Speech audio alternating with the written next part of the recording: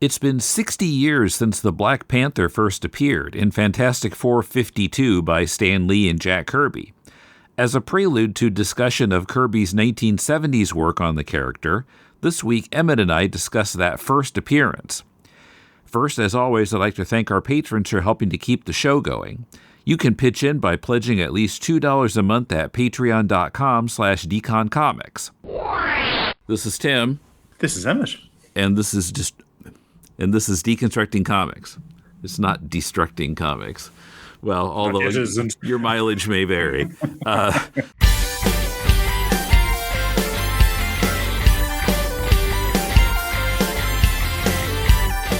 This is Tim in Tokyo with Emmet in country Victoria, Australia, surviving the dangers of living in Australia, the various dangers. Yes, we had a bit of a chat off the record before we started recording, but for the benefit of the listener, it's currently fire season here in Victoria. So we're on high alert, and we were scheduled to record this episode on the weekend that we had to evacuate our home. Yeah, so 2 weeks ago. So everything's fine. We're okay. Thank you for your concern, listeners. But yes, no, it's just the cost of it's basically what you have to live with when you live here. Yeah, just something to be aware of and snake also prepare accordingly.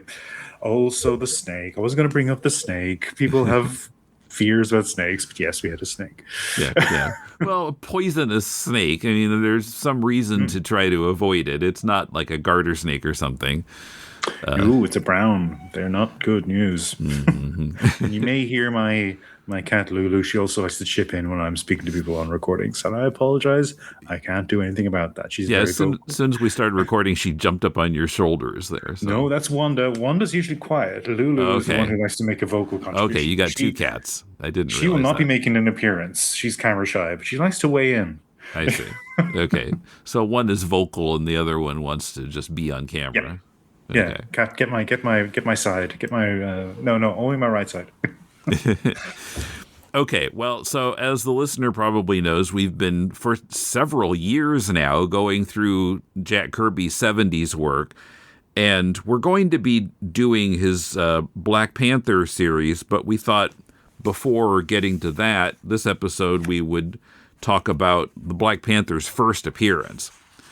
And we might cover both today. Check the show notes to see how far we got. You can tell from the title of this episode if we did one issue or both of them, depending on how long it takes us. But, these are dense 60s comics.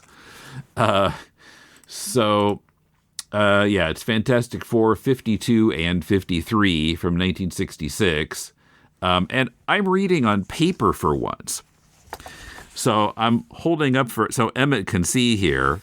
Back in the early 2000s, Marvel would occasionally do a 100-page monster episode or issue of a given series. And the December 2001 Black Panther issue was one of those. And it had, of course, the main story from the ongoing, story from Christopher Priest. And then it had both of these Fantastic Four issues and some various other backup stuff. Yeah, I think there's a 70s story here, not one by Kirby. Was that Dan McGregor? Yes, Don McGregor. Don McGregor, apologies. Yeah. Rich Buckler and Klaus Janson artists. It's Jungle Action featuring the Black Panther, dated January, I'm not sure what year. Does it say in the front? No, it does not. But they had reprinted they had represented the origin story or reimagined it or something. Anyway, so Fantastic Four 52. And we've got, of course, the FF and Black Panther on the cover. And, this first appearance of Black Panther, when he's in the mask, the face is in shadow, so you just got these glowing eyes. It happens in the book also, to make him, extra mysterious, I guess. It's interesting you raised that because in the early aughts, when I was exploring the internet for the first time, and I hadn't read a lot of Black Panther content, but I had read some of the Avengers books that he features in, like the classic Avengers books. Mhm. And I'd read Christopher Priest, and Priest had revealed in his run that a lot of the times when Black Panther was making these superhero appearances, Mhm. he was actually manipulating everything for the sake of Wakanda. Like this is all a bit of realpolitik on his part. Right, which was a really good explanation for why he would abandon his country to serve on this Yes. American superhero team. It actually made a lot of sense. Uh-huh. And I was sort of inspired to read up on this because the internet, I don't know if you believe this, folks, but people had shitty opinions on the internet in the early 2000s as well. I saw someone saying the other day, gosh, I really wish fandom was like the way it used to be. And I realized they were talking about the 2000s. I was saying, it was terrible. What are you talking about? It's always been bad. Yeah, there just wasn't social media, but there were message boards. And There were message boards and there were professionals. People were people, so... Yeah, John Byrne had a blog. Why did anyone let John Byrne have a blog? But I had been inspired to look up Black Panther because people were saying, well, this is disrespectful to the character of Black Panther. This is actually a assassination of the work of Kirby and Don McGregor and all the rest of it, and people who had used him on the Avengers. So I went to look at those Avengers books. And it is interesting you raised the point about the mask. This is a long walk to get to my point. Typical for me. Because they were featuring him with a mouth. So you could actually see more of his face. Uh-huh. And they were because again, a lot of, and then they started calling him the Coal, was it Coal Tiger instead of Black Panther? Okay. Because, Black Panther had associations. Let me double check that. Yeah, but, the Black Panthers, which was just a coincidence. Yeah. I think total coincidence. Yeah, this is 1966. I think the Black Panthers were not even well known yet, if they even existed. And they would have been. I think they would have already been organizing. But yes, certainly wasn't the intent. But yes, there was. Yes, he took the name Coal Tiger, and I think that was all a way of trying to make him less threatening to a presumed white audience. So it is funny that he initially is presented in this persona here, in this appearance, because he's an antagonist. He's introduced as an antagonist. Yeah. Fantastic Four. I didn't say villain. I said antagonist. the way he's presented in 52, kind of manipulating things from the very beginning. I mean, it fits perfectly with Priest's idea about him joining the Avengers to spy on them. Absolutely. And then when they introduce him to the movies, and we might as well just get this out of the way straight away, because the movie version of Black Panther, I think, has transcended the comic book version of Black Panther. Like the movie version of T'Challa is so iconic to a lot of Marvel fans and people in various communities. And when they introduced him in Captain America Civil War, I believe it was, he is first seen again as a threatening figure. He is this masked, deadly hand-to-hand combatant. He takes on Bucky and Captain America and fights them to a standstill, and they have to run away from him because he actually is just going to come at them. And that was, again, sort of reminiscent of this. I have seen a trailer for Doomsday where we see Ben Grimm in Wakanda, and he's giving a bit of back talk.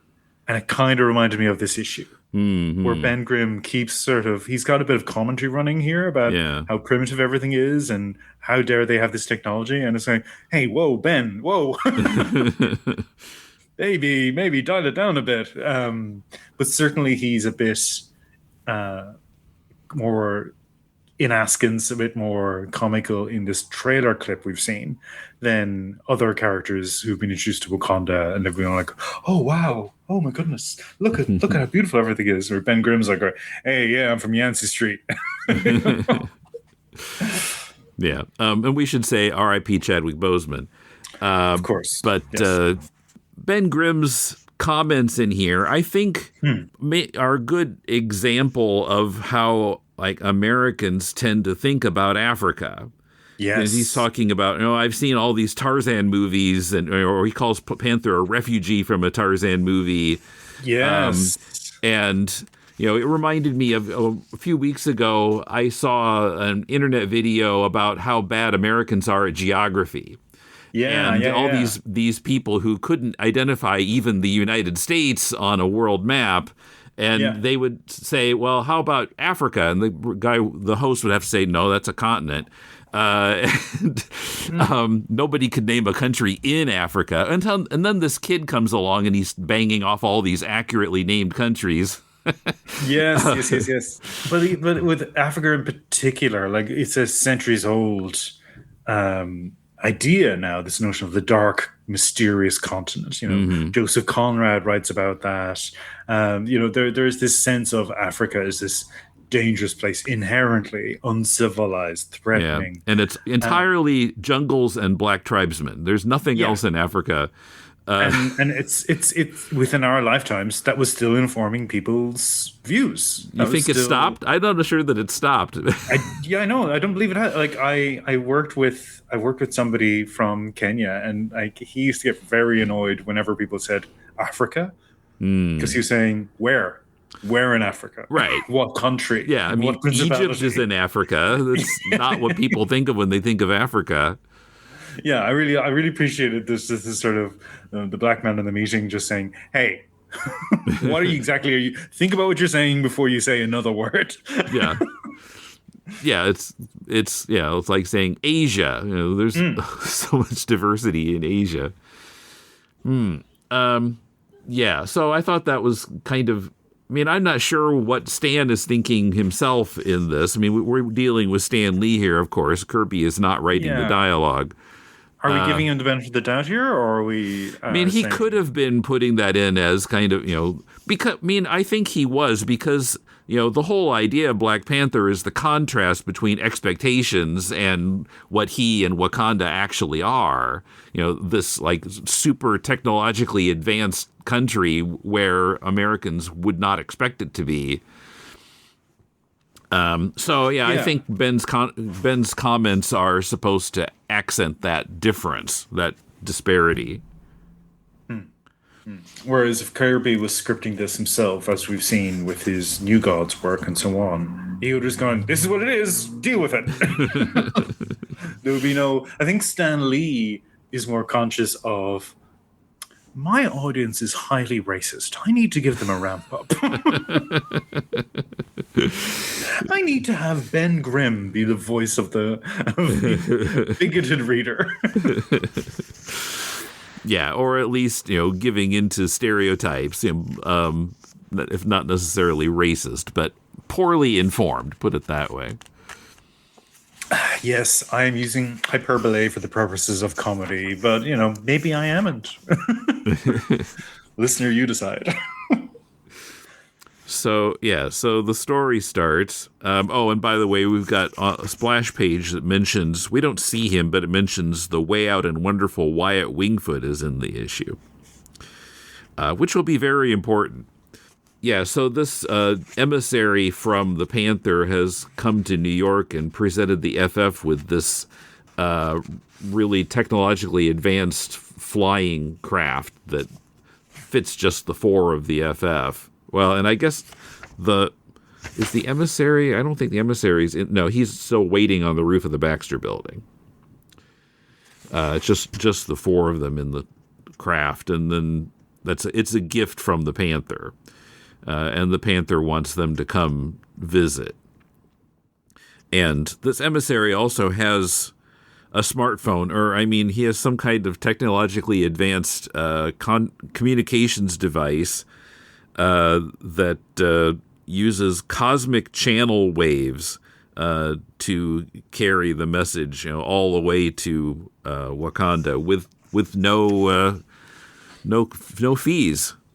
Doesn't cost anything. He's using 5G. No long distance charges, as we would have thought of it in the 60s or 70s or 80s. So yeah, that turns into inadvertent comedy occasionally with the idea of what was high tech in 1966. Yes. We'll get to that. There's a comment later that made me laugh.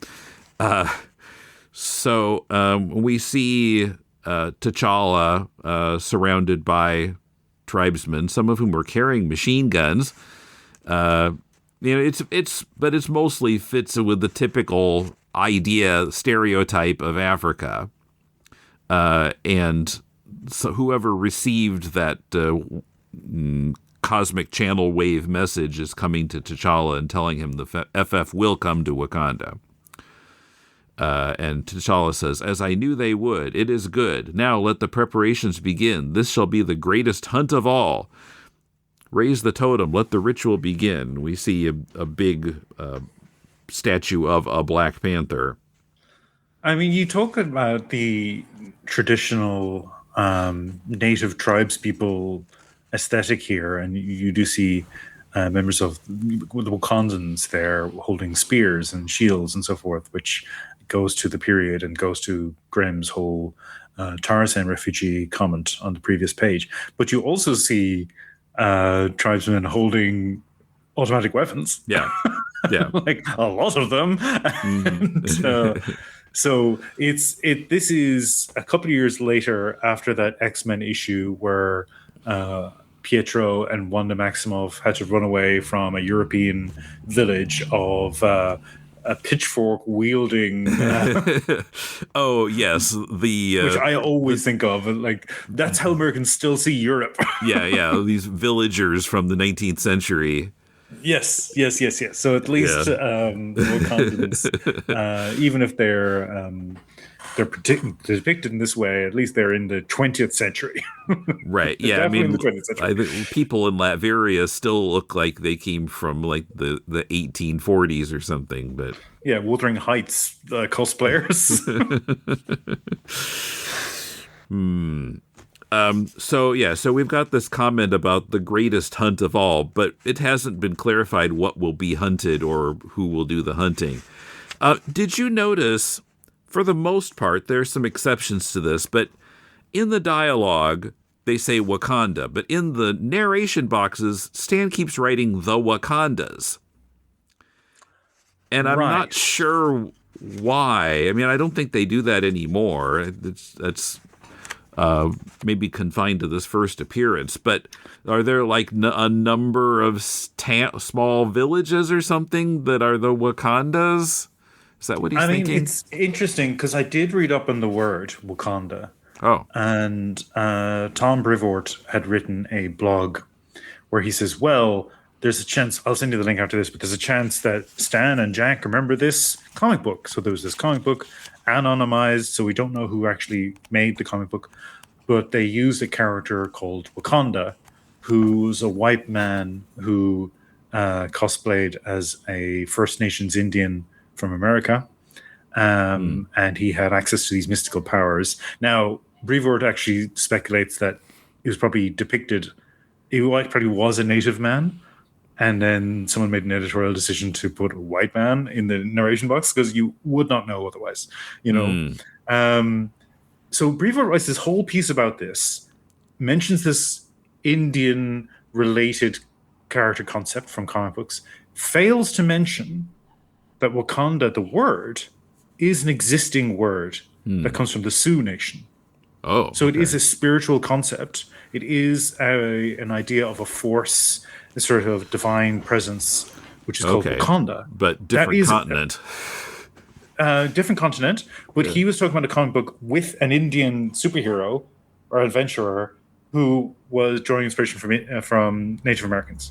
So he was so close. Because he actually says, we don't know who coined the term Wakanda, but Stan and Jack probably read it in this comic book. No, man, it's an existing word. It's a word. So my point is, I think Stan and Jack were aware of the notion of Wakanda, the actual spiritual thing. And I think when Stan is using it in this narration, he's talking about Wakandas, because Wakanda is what they keep saying. Whereas we've inherited this notion of a nation that's been firmly established for us. So we just go Wakandans because that just makes sense. We're not even thinking about the word in its original context. Stan and Jack are still coming to that point. So yeah, I just found this blog very funny because I was like, mate, like literally the world exists outside of comic books. So what do you mean that Wakanda is a person, and so that's why it's the Wakandas? I think a European perspective on it would be that Wakanda is a god, but I don't think that concept works in the same context. That's why I said divine force. It's more diffuse. It's not as singular as we understand in the European concept of the divine. It's very it's still based on this idea of a persona, a divine presence, a divine entity that we can speak to. Whereas in this mythic tradition, it's not quite the same thing. Okay. So Wakanda is an existing word. It comes from the real world. It comes from First Nations peoples in America. And Stan and Jack, I'm pretty sure, read that and then just appropriated it for this. I'm also thinking, I think it's after Priest. The Black Panther title had a letter column, "What kind of mail we get?" Oh, that's beautiful. That's beautiful. Coming up, the Panther's seeming heel turn, equal opportunity stereotypes, is Panther cheating, and more.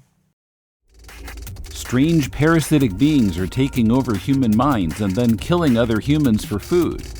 But what if the alien takes over your hand and not your brain? That's the pitch for Hitoshi Iwaaki's manga Parasite. In the second season of Full Manga Alchemists, Patrick and I are discussing the story chapter by chapter, looking at not only the story itself, but where it intersects with our own experiences of living in Japan. We're also comparing two different English translations of Parasite to the original and evaluating their respective translators' choices. And every time we finish a volume of Parasite, we insert an episode on some aspect of our Season 1 topic, Hiromu Arakawa's Full Metal Alchemist. Listen every other Monday on your favorite podcast app, Full Manga Alchemists. This podcast is part of the Deconstructing Comics Network, where we're grateful to our supporters on Patreon. Patrons get exclusive extra content. Pledge $2 a month or more and get Batman 66 podcast Bat Bits. This month we'll be completing our look at the draft script for A Riddle a Day Keeps the Riddler Away. And coming up, novelist Nancy Northcott returns to discuss the portrayal of women in Batman Season 3. At $4 a month, you also get our monthly show Silver Age Batman, where we're looking at many of the wacky Batman stories from the 50s. This month we find ourselves in the late Golden Age for The Secret Life of the Catwoman from Batman 62. Also at the $4 level, you can still access our past series that covered the first 50 issues of Amazing Spider-Man, including episodes with guest spots by Swamp Thing artist Steve Bissette and New Yorker cartoonist Joe Dater. Follow our Patreon for free and get access to the first 2 episodes of both Bat Bits and Silver Age Batman. Check it out at patreon.com/deconcomics. And thanks for your support.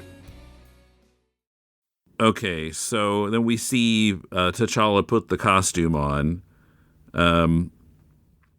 And he says, "Now let the Fantastic Four come. The Black Panther shall greet them as they have never been greeted before." And then we go to Johnny Storm's dorm room at Metro College.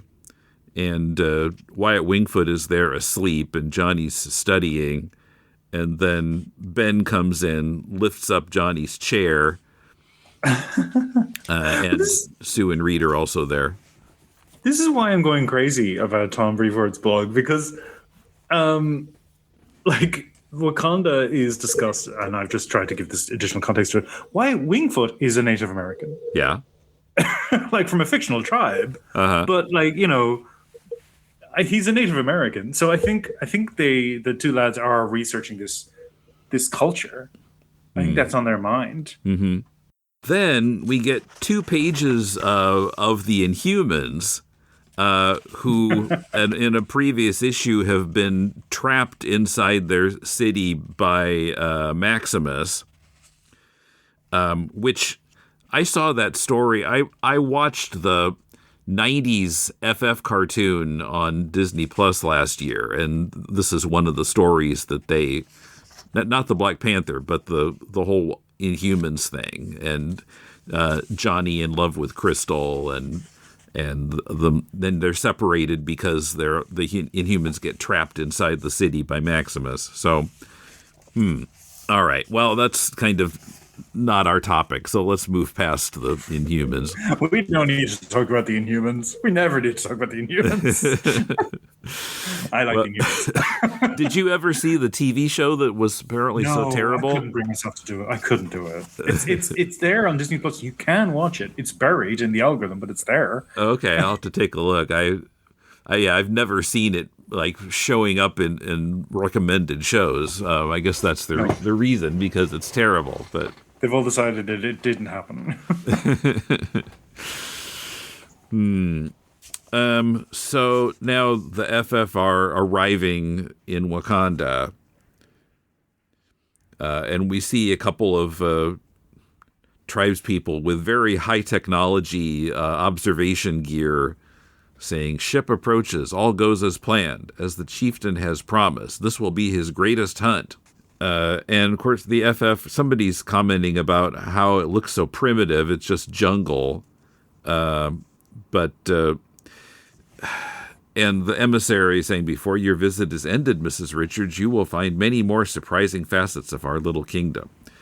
And, as a warning to the reader, Reed is thinking, "I don't like it. There's something ominous in the air. And yet I don't want to alarm Sue. It's too late to turn back now. I'll just have to remain on guard." So, foreshadowing, that's the word I'm looking for.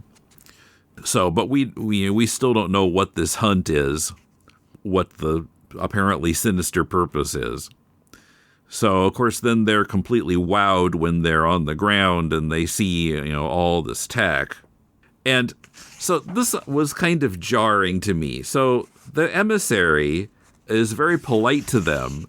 And then after they get out of the craft, then he runs off and goes down this escape hatch. And now he's like, "Lumbering fool, you'll never reach me in time," talking to Ben. Now all of a sudden he's like got supervillain talk. I don't like what changed in his brain.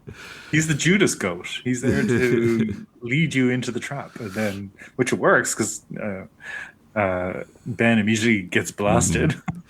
But I mean, we go really far in the other direction here, making it look like Panther and the Wakandans are all the way evil, which at the end of the issue we'll see that they're not.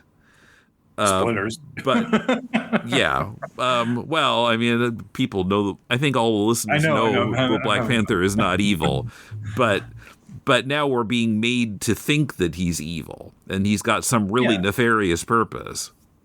Yeah. And like it still makes perfect sense. It's like, not only on the basis of every time superheroes meet for the first time, they have to fight. Right. This is so much real. But here it's like, no, you are in a country.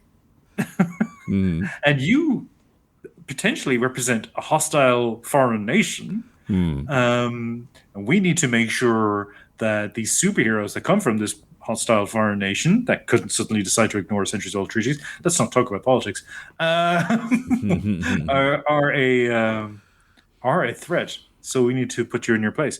It makes perfect sense. It's so reasonable. Yeah. So Ben tries to tear into this escape hatch that the guy went under and gets jolted with electricity. And then the Panther jumps down from above and kicks Johnny and Ben simultaneously with opposite feet. Because the blast intentionally weakened them. Right. So that was the whole point. It was a trap. Yeah, so he was goaded into trying to follow the emissary and got zapped, and now his power is reduced. Panther says those electric volts have caused a chain reaction in his blood cells, which will weaken him for 5 minutes. Not 4 minutes and 59 seconds, not 5 minutes and 1 second, but exactly 5 minutes. 5 minutes. The length of time it takes somebody to finish this comic issue. Well, no, not hardly. This is dense stuff. This takes like 20 minutes or something to read an issue, at least. And it's only 20 pages. I counted the pages. It's not like they had more pages back then. Though there were probably backups or something in the original issue, of course, and a 2-page letter column. But the story itself is no longer than a current story. And so the fight immediately begins, including Wyatt. He's jumping ahead too, but Reed says, "Wingfoot, stay back. This isn't your fight." Wyatt says, "I wouldn't bet on that, Mr. Richards." And Torch goes after Panther and is tricked into flying directly into some kind of fireproof trap, this box with glass sides. And an asbestos door that automatically locks behind him, and he's hit with vacuum blasts that put out his flame. It is funny that, like, Mr. Richards is Mr. Richards, Reed Richards. Very formal today, yes. Yes, very formal. I should have said Dr. Richards. He's tricked by Mr. T'Challa. Yes. Well, no, it'd be King T'Challa. King T'Challa. If we were observing former titles. Reed Richards tells Wyatt to stay put. Johnny gives some crap for not doing what Reed tells him to do. As we learn by the end of this issue, Wyatt is the X Factor. That is actually because everything we're seeing is Black Panther has planned out how to anticipate each of these characters. So it is just funny that, like, there is this moment of him being scolded and like, no, for plot reasons, it's important he did this. So now Panther is kind of hanging back and observing them, and Wyatt's listening to the floor, and he hears the hum of powerful generators giving off limitless energy. And so then Ben tries tearing into the floor to pull out these generators, which doesn't really result in anything. But yeah, Wyatt is saying, trying to stop him from doing that. He says, it's patently obvious that a superior intellect built this electronic jungle, and everything you touch might be a fatal booby trap. Reed says, use your head, Ben. Wingfoot is dead right. Our first job is to learn more about what we're up against. So, yeah, Johnny's out of commission still in this box, and the rest of them are kind of exploring, trying to figure out what to do here. But then they are hit with magnetic anti-polarity beams, which make them repel each other, Sue and Ben and Reed. So they go flying off in different directions.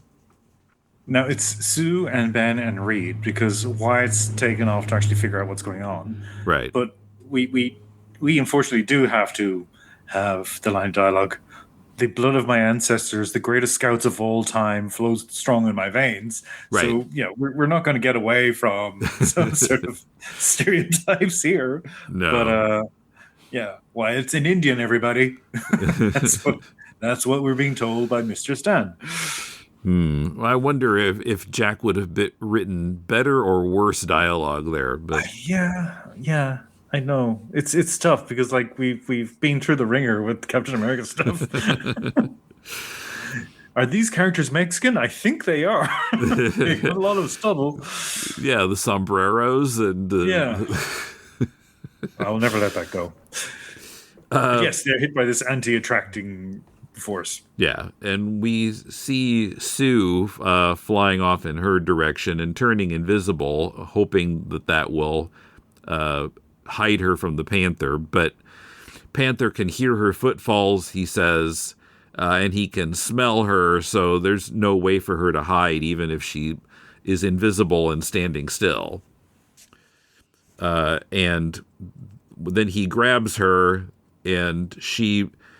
I guess I don't think her powers are like this now, but she had to turn visible so that she could use a force field, but Panther manages to get into the force field. I think now she can be invisible and use a force field, I would think, but yes. In D&D rules, she had to cast a second concentration spell. So she had to drop one to, yeah. That's what happened. And of course, we should mention that, Sue has this really stereotypical wifey dialogue, like, "Read, my darling, stay with me, or wait for me. We should do this together." And, it's. Yeah, it's a bit much. I'm just looking at these pages, just bearing in mind the Marvel method. If you mention the dialogue, I'm looking at this and going, okay, so Jack's plotting this out using the art. So he comes up with this scenario. We see these characters get repelled off each other after they get shot with some sort of energy beam. We see Sue turn invisible. Like I'm imagining somebody looking at this page art for the first time. The inks, I assume. And maybe there's some dialogue suggestions in the margins from Jack. Stan sits down and he starts writing this dialogue. And there's all these sort of thought balloons as well, doing a lot of exposition work. I can't trust invisibility alone. Must run. Okay, but then you're right. Like T'Challa is stalking her, and then he says, "Even when a panther cannot hear his victim, he can always detect the scent." And I'm going, okay. What are you saying? Yeah, well, in those days, the dialogue is all like mirroring what you can see with your own eyes. It has to explain every plot point. Yeah, this is just reinforcing women's fear of how they smell. There's an entire industry based around. Okay, I see your point. You always must smell delightful, have all these scents because. Whether she smells good or bad is immaterial. He can smell her. He can smell her, yeah. And he knocks her out, explaining that it's harmless sleep gas that he's spraying out of his fingers. I don't know if he can do that anymore. I don't think he does that anymore. I don't recall ever seeing this, like in the Priest run, which is already 25 years ago. But anyway, or more than that. It started in 98, I think. He's back on Panther now, though, isn't he? He's doing a current project with Panther. Right, yeah. Marvel Knights. Yeah, well, there's some kind of Marvel Knights revival book. I've forgotten the weird title that it has. I read the first issue, but I haven't gotten back to it. Let me look that up a second. The World to Come is the name of it. But yeah, I guess I got 2 issues. I read 2 issues, but yeah, it's picking up where the Marvel Knights stuff left off decades ago.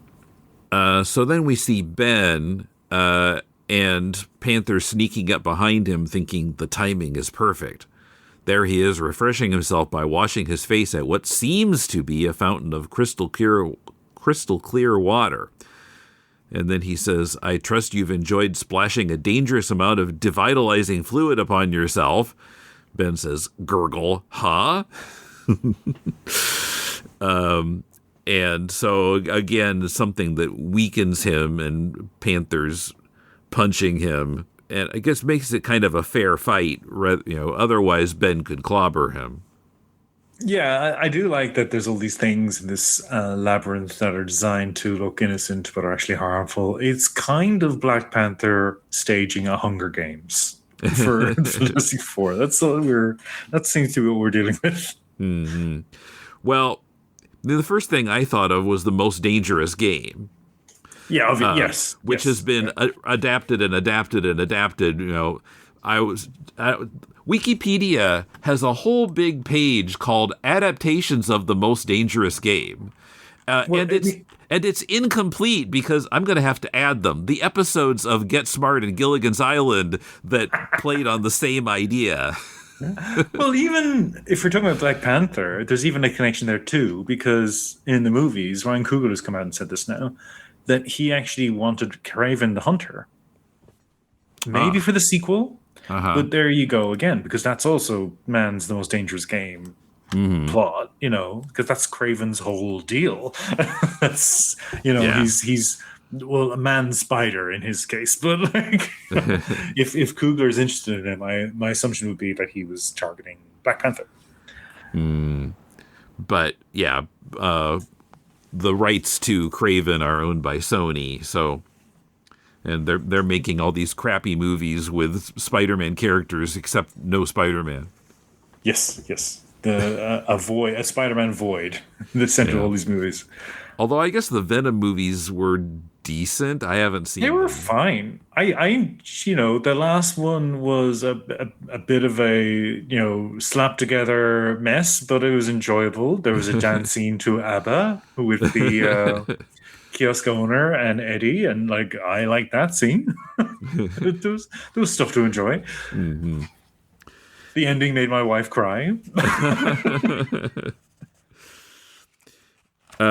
So, and just as Ben's energy is starting to return, then he upsets a high voltage refrigeration unit, which would have killed him had his power not be coming back right then. But it freezes him. So he's down for the count, and Panther moves off to his next target. And the T'Challa just name checks the point you were just making, because he says the one whom I'm consider the most dangerous foe of all. So like, we're almost name checking it literally. So then we get a page of Wyatt Wingfoot punching natives and destroying tech to try to even the odds here. And then he feels a kind of pulsating warmness under the floor and realizes that it's Johnny. I'm not sure how he got under the floor. But then we switch to Reed as Panther's approaching. So he's the one that Panther thought was most dangerous. And Reed tries to make his arm into a lasso and catch Panther, but Panther turns the lights out. So they're fighting in the dark. Then it looks like the lights come back on, although I don't see it. Oh yeah, he switched the lights back on. I can see again. Just as Panther has caught around Reed's wrists when he was stretching his arms with these machines. And so he considers himself to have won, defeated the Fantastic Four. But then suddenly Johnny appears and shoots flame at Panther, and Panther is shocked. The Human Torch, you're free again. But how? And Johnny says, you mean there's something you don't know? And then Ben and Sue show up too, and Panther doesn't understand how they could all be free. So, of course, they were freed by Wyatt Wingfoot.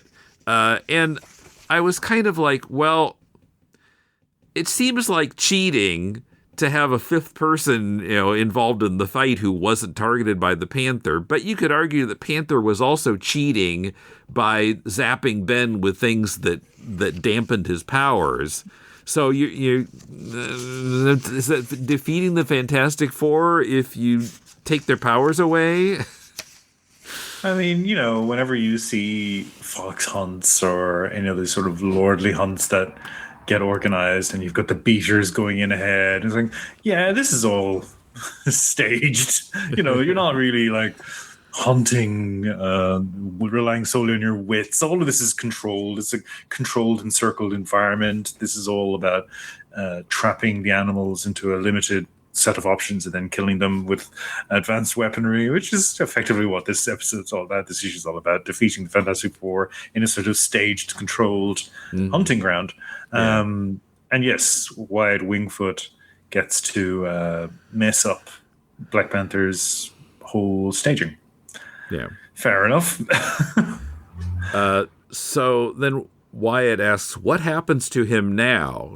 I guess he's thinking, is this a crook? Do we need to lock him up? But he's the ruler of the country that they're in. So they don't they don't have any jurisdiction here. And Johnny says, he promised not to launch any new attack against us. Reed says, we can all stand back now. A man such as the Black Panther does not give his word lightly, nor does he dishonor it once given. And Panther takes off his mask and explains that it's not to hide his identity. Right from the beginning, there's no secret identity crap going on here. And it's a symbol of his Panther power. Yeah. Now that the hunt is over, the game is ended, I shall offer you the explanation, for you have earned it indeed. I am, as you see me, hereditary chieftain of the Wakandas, and perhaps the richest man in all the world. But it was not always so. My tale is one of tragedy and deadly revenge. Next issue, The Reason Why. Yeah, and this is where, the superheroes have had their fights, and now they can have a conversation about the origin stories. That's how it always goes. Yeah. But, I mean, it is remarkable just looking at this last page and looking at T'Challa as he unmasks himself. The design of the Black Panther costume from the jump.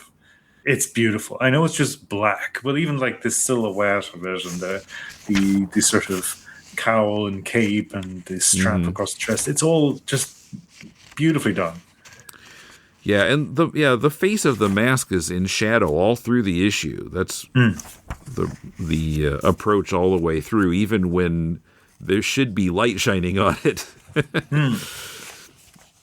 So yeah, let's do a separate episode on the second issue, because we've gone 45 minutes here, and really the second issue is almost a completely different story. Completely different story. Even though it follows on to this one, but it has almost nothing to do with this part of it.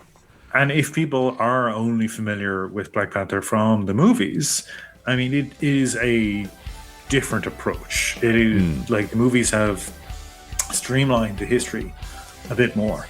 So it's an interesting read in that respect too.